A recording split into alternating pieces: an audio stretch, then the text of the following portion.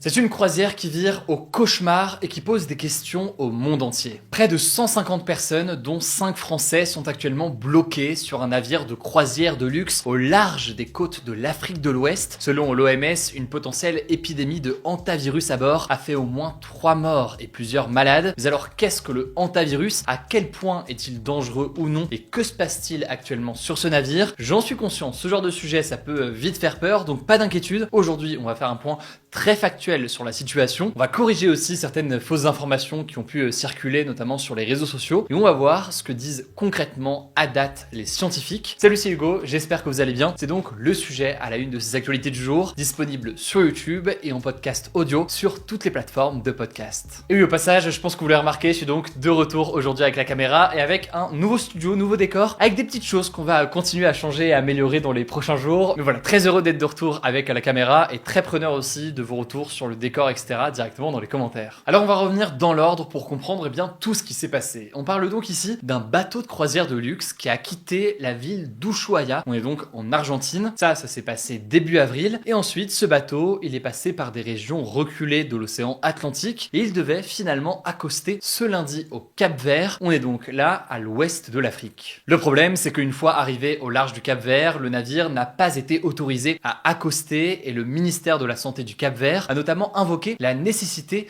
de protéger la santé publique de son pays. Et c'est donc là qu'on a vraiment commencé à entendre parler de cette histoire. Selon l'Organisation mondiale de la santé, le 6 avril, un homme néerlandais de 70 ans a été le premier à présenter des symptômes. Il est tombé malade pendant le voyage. Il avait des symptômes de fièvre, de maux de tête et de diarrhée légère. Sauf que son état, il s'est aggravé et il est décédé à bord du navire le 11 avril 2026. Son corps, il a ensuite été débarqué à l'île de Sainte-Hélène au beau milieu de l'Atlantique Sud. Son épouse, par ailleurs, âgée de 69 ans, est également tombée malade. Elle a été évacuée vers l'Afrique du Sud où elle est décédée. Et par ailleurs, une autre personne est morte samedi dernier à bord du navire. L'autre information que l'on sait, c'est qu'un autre passager de nationalité britannique se trouve lui dans un état critique. Il a été évacué vers l'Afrique du Sud la semaine dernière à l'hôpital. Et à l'heure actuelle, selon l'OMS, il y a 2 cas confirmés et 5 cas suspects qui sont encore à bord. Mais alors, qu'est-ce qui a pu leur arriver? Je vous le disais, l'OMS affirme que plusieurs cas de hantavirus ont été identifiés, dont certains d'ailleurs qui ont été confirmés après des tests. Et ce qu'il faut bien comprendre ici, c'est que c'est un virus qui peut provoquer 2 formes de maladie. La première forme de maladie, au départ, ça peut ressembler à une grippe, donc avec de la fatigue, de la fièvre, etc. Ça peut aussi affecter les reins, mais généralement, 1 à 12% des cas sont mortels. C'est ce qu'indiquent notamment les centres de contrôle et de prévention aux États-Unis. Mais ça, c'est la première forme. Il y a aussi une deuxième forme, une deuxième maladie qui est plus grave. Cette maladie, elle provoque au début de la même façon des symptômes grippaux, sauf que avec le temps, certains patients peuvent souffrir d'essoufflement ou d'oppression au niveau des poumons. Et cette fois-ci, eh bien, les chiffres sont beaucoup plus alarmants puisque jusqu'à 40% des personnes présentant des symptômes respiratoires peuvent alors en décéder. Et j'anticipe votre question là-dessus. Pour l'instant, on ne sait pas précisément quelle maladie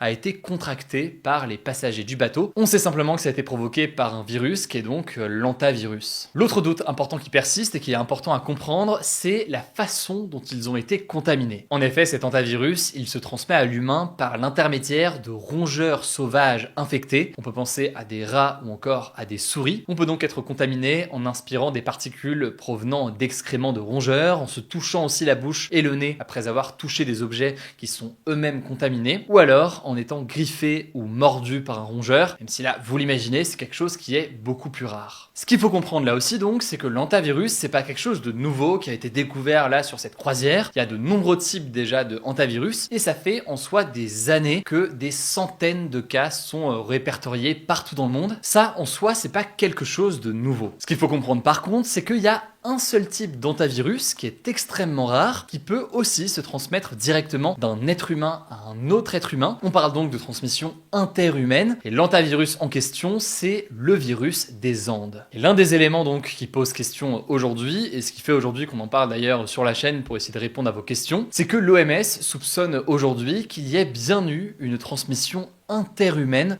sur ce bateau de croisière. Cependant, attention, là aussi il faut rester factuel, dans le cas où la transmission interhumaine est confirmée, il ne s'agit pas d'un virus qui se propagerait comme le Covid ou comme la grippe. En fait, ce que disent globalement les scientifiques sur le sujet, c'est qu'a priori, il faut des contacts étroits et prolongés. On peut penser par exemple à un contexte familial, là où le Covid ou la grippe, on en avait déjà beaucoup parlé à l'époque, mais simplement c'était beaucoup plus contagieux. Bref, pour résumer, ce que disent les scientifiques aujourd'hui, c'est que pour l'instant, l'hantavirus ne présente pas de risque pandémique, donc à l'échelle par exemple du Covid, mais ce qui se passe actuellement sur ce bateau de croisière, ça reste, selon les autorités sanitaires, un avertissement et une situation donc qu'il faut suivre attentivement. En début de semaine, on peut noter notamment que l'Organisation mondiale de la santé se voulait plutôt rassurante, disant qu'il n'y avait, je cite, aucune raison de céder à la panique et que ce n'était pas comparable avec par exemple le Covid. Alors pour autant, qu'est-ce qui fait que nous on a décidé d'en parler aujourd'hui et globalement peut-être d'ailleurs que vous en avez entendu parler, que ce soit sur les réseaux sociaux ou chez certains médias. Les éléments qui font qu'il y a une attention particulière ici, c'est que on a un bateau de croisière avec 23 nationalités différentes et donc c'est tout autant de pays potentiels ensuite avec les touristes qui vont rentrer chez eux. Et donc le risque souvent ici qui est observé, c'est un risque d'importation d'un virus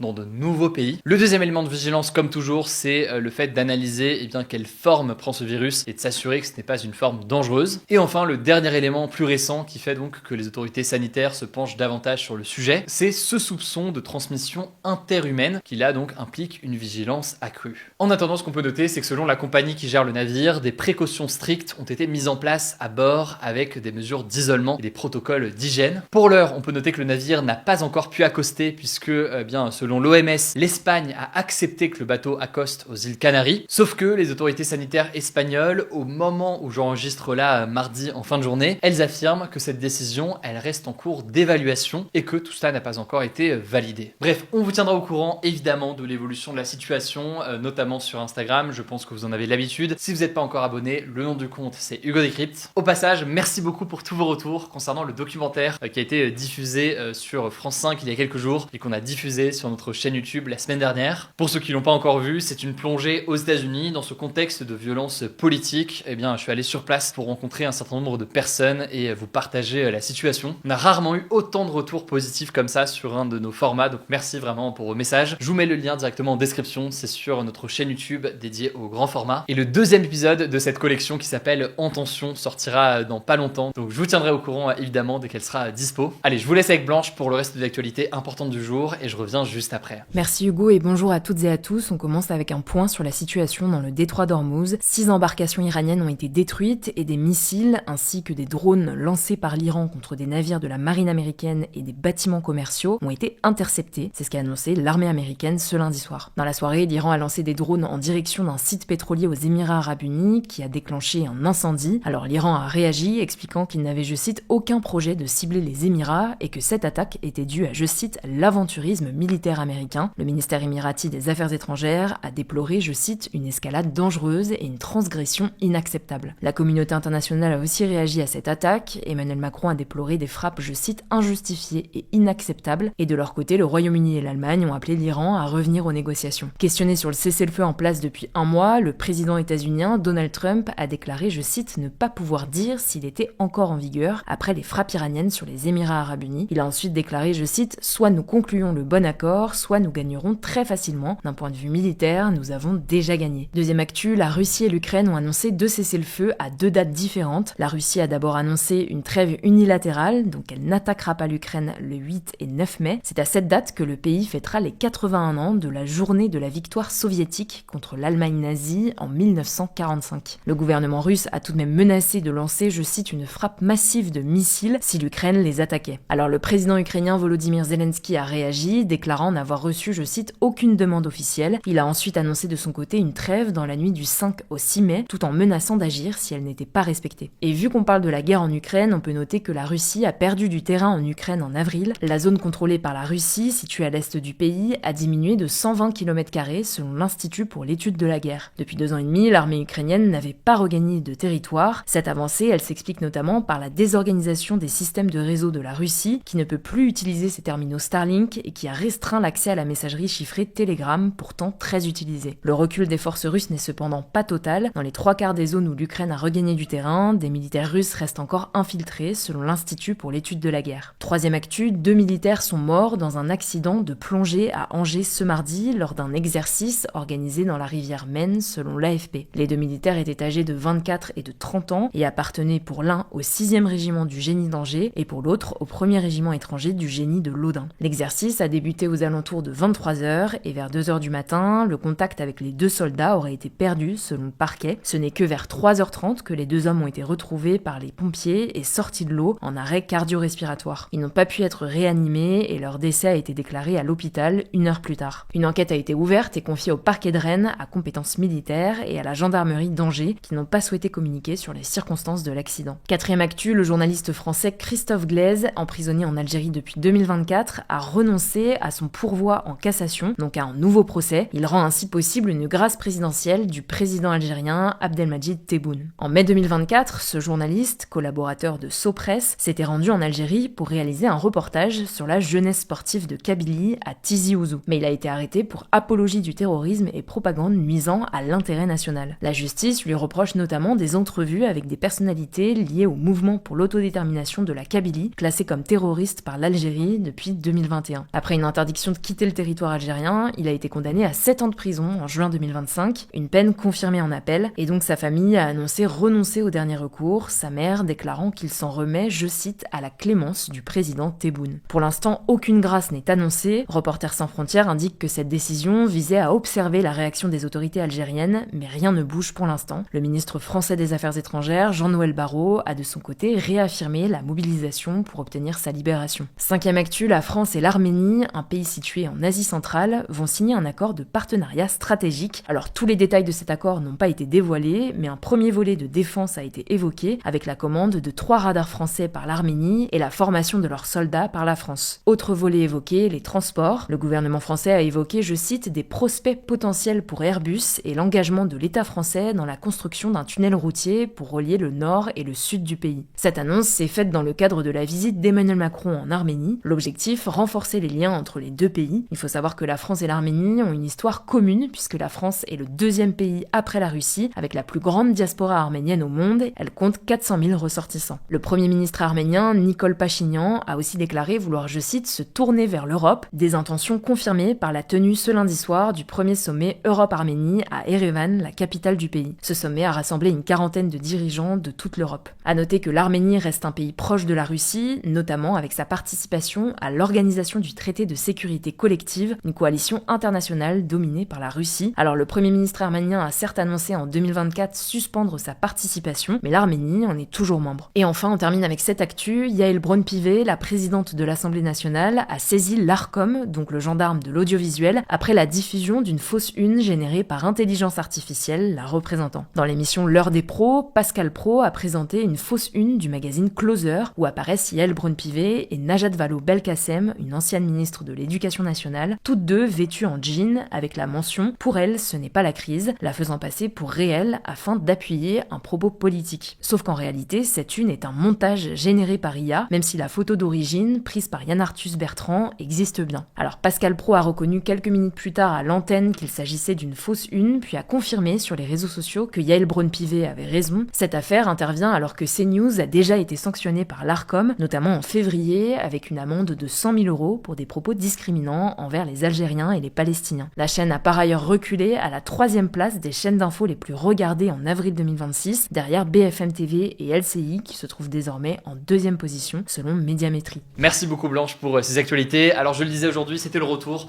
avec la caméra et puis nouveau petit décor. On va continuer à l'améliorer, à le changer dans les prochains jours, mais très preneur évidemment de vos retours sur tout ça. Sachant qu'effectivement, vous l'aurez peut-être remarqué, je suis debout. J'espère que je bouge pas trop, vous me direz tout ça dans les commentaires. Si jamais c'est pas gênant ou si au contraire d'ailleurs c'est plus sympa. Allez, merci pour votre confiance, prenez soin de vous, prenez soin de vos proches et puis on se dit à demain pour une nouvelle vidéo.